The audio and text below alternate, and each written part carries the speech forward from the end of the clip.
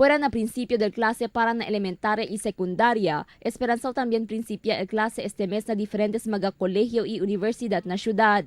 Mayoría del mga estudyante na kolehiyo eta principia man enroll, mientras el otro amo palang tabira na syudad desde el otro lugar y probinsya.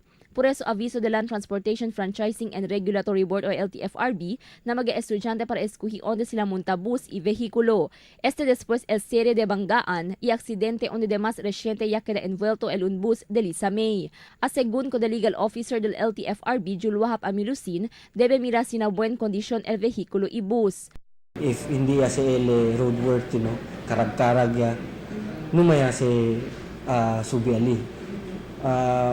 But we are conducting an inspection for every confirmation of unit, for every renewal.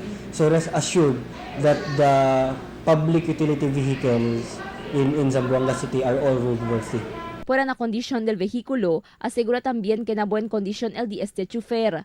Nalaw del operator, tali según el necesidad para escuhi en bonamente si man-hire con un chofer. Tarikiri también el ahensya para manda con mga chofer pone bajo na drug y medical test y mga seminar.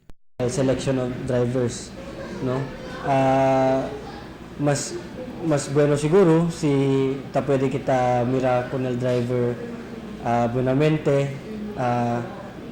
And then it is also the responsibility of the operator to undergo their drivers into various testing, drug testing or seminars. Según pa con Amilusin, en tal caso descubrí que tiene violación el un bus o hindi en bonamente el manejada del chofer, puede según este reporta y llevar a atención del Ltfrb por medio del teléfono número 955-401.